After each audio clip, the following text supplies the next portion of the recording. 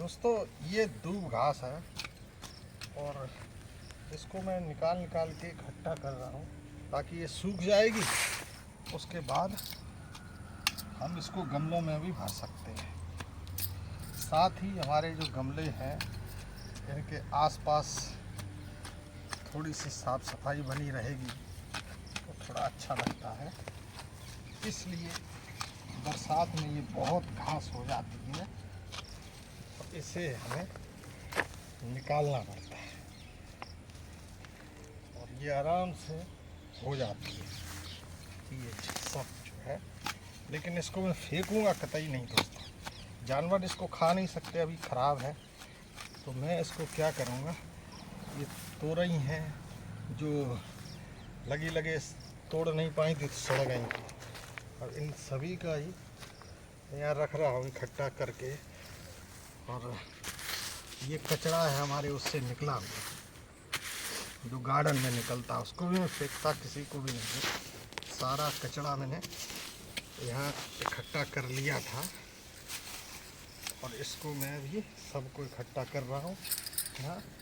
फिर ये सूख जाएगा तो जो नए गमले में तैयार करूँगा तो उनमें किस तरीके से नए गमले जब तैयार करते हैं तो इस घास का उपयोग कर सकते हैं।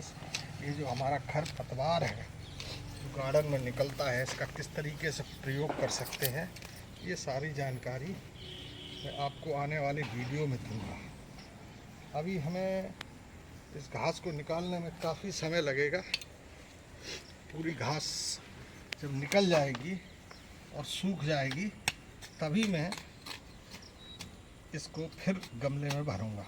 क्योंकि दोस्तों अगर मैंने इसको अच्छी तरह सूखने नहीं दिया और डीकम्पोस्ट नहीं होने दिया तो फिर ये घास जो है दोबारा से हरिया जाएगी, तो फिर हमारे पौधों में ये घास हो जाएगी। एक वक्त था जब पूरे इस ग्राउंड में कहीं भी घास का एक दाना तिनका नहीं था, लेकिन धीरे धीरे दोस्तों घास ने अपनी जगह बनाते रहे और आप देख रहे पूरे साम्राज्य जो है घास का, चारों तरफ घास ही घास दिखाई दे रही है। और इस घास की वजह से जो पानी इसमें है वो भी नहीं सूख पाता है और कोई भी चीज़ हम समय पर नहीं बो पाते हैं।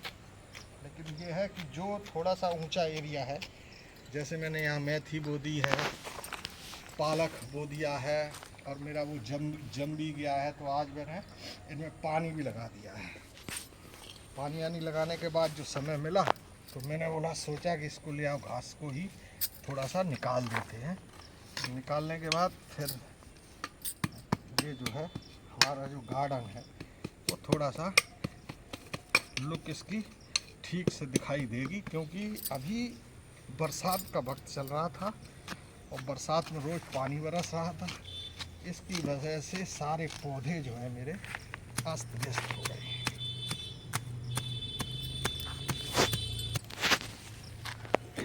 घास पूरे पे बिछी हुई है तो इसको निकालने के लिए क्या करता हूँ, पहले ऐसे काट देता हूँ। काटने के बाद थोड़ी छोटी हो गई, यहाँ इकट्ठी कर रहा हूँ। अभी ये पूरी बिछी हुई है, ये जो सारी घास जो है वो बिछी हुई है। मेरे पास पंजा भी है वैसे, पंजा अभी ये दोस्तों ये पंजा है, इसकी मदद से ये जो है ये टूल जो है हम लोगों के लिए बहुत ज़रूरी है दोस्तों। अगर ये टूल रहता है तो इससे क्या है कि इसके अंदर घास के अंदर कोई भी कांटे वाला, जब हम लोग प्रूनिंग करते हैं तो कहीं बागनविलिया का कर देते हैं या किसी ऐसे पौधे का कर देते हैं जिसमें छोटे छोटे कांटे होते हैं, तो फिर वो क्या है घास हम सब इधर ही डाल देते हैं अपने गमलों में भरने के लिए। तो अगर हम इस टूल के इस्तेमाल से उस घास को खींचेंगे तो फिर हमारे चुभेगा नहीं। और अगर हम इस घास को अगर ऐसे ही हाथों से खींचेंगे तो दोस्तों निश्चित तौर पे वो कांटा जो है चुभ जाएगा, और कई बार मुझे चुभ भी चुका है।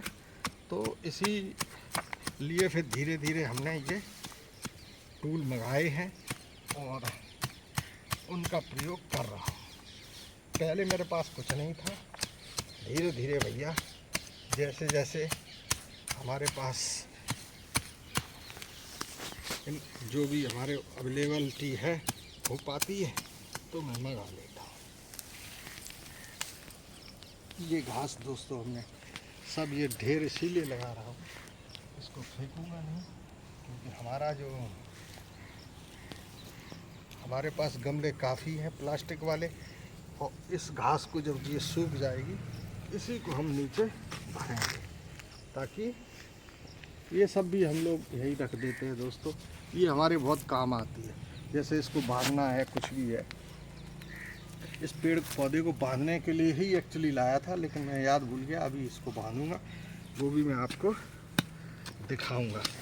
तो इनको बांधने से क्या होता है कि पौधे जो है चारों तरफ फैलते नहीं हैं। जैसे ये दोस्तों फैल गया है, तो इस तरीके से फैलते नहीं हैं, तो फिर पौधे जो है थोड़ी सी जगह में बने रहते हैं। अगर ये चारों तरफ फैल जाएंगे तो इनमें, जैसे हम नीचे ये बोई हुई है, मेथी बोई है दोस्तों, या नीचे कोई पौधा जैसे लगा है, तो फिर क्या होता है कि जैसे पौधे पर छाया पड़ती रहेगी ज़्यादा, तो फिर जो नीचे की ज़मीन है उसका मैं प्रयोग नहीं कर पाऊँगा, उसका उपयोग नहीं कर पाऊँगा।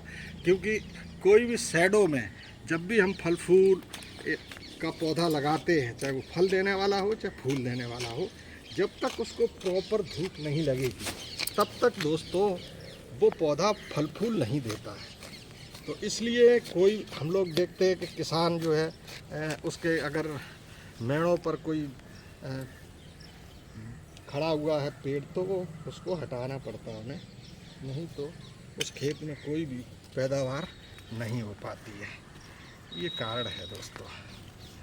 तो यही है दोस्तों आज के लिए। आज मैं आया था तो पानी आनी डाला, थोड़ा समय मिला तो हमने कहा ले आओ इसको भी थोड़ा सा करता हूँ, ताकि गार्डन की जो लुक थोड़ी सी आने लगे। अभी तो बिल्कुल झाड़ी टाइप का हमारा लग रहा है। अभी तो कोई कहीं से कोई सुंदर सा गार्डन जो था ये सारा बिगड़ चुका है।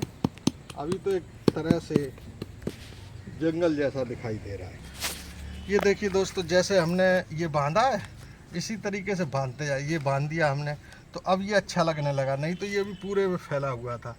और इसके नए नए सूट्स ये निकल रहे, बहुत बढ़िया। इस पर जो है सुदर्शन का पौधा है, इसमें बहुत अच्छे फूल आते हैं।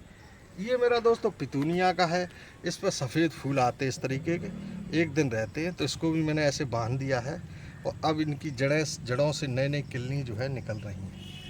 ये जो है अम्ब्रेला पाम है दोस्तों, ये अम्ब्रेला पाम है। यहाँ पे एक सूट लगाया था मैंने, अब देख रहे हैं आप कितनी जड़ें हो गई हैं। एक अम्ब्रेला पाम से 80 रुपए का लाया था, और उस अम्ब्रेला पाम से इतने अम्ब्रेला पाम निकल आए। और आप जैसे ये सूट है, इसको थोड़ा सा इतना काटेंगे और काट के अगर किसी गमले में लगा देंगे तो ये दूसरी जगह निकल के तैयार हो जाएगा। इस तरह के तरीके से आप दूसरे पौधे भी तैयार कर सकते हैं अम्ब्रेला पाम के। और मैं इसी तरीके से तमाम पौधे तैयार करता रहता हूँ, और जब भी समय मिलता है दोस्तों।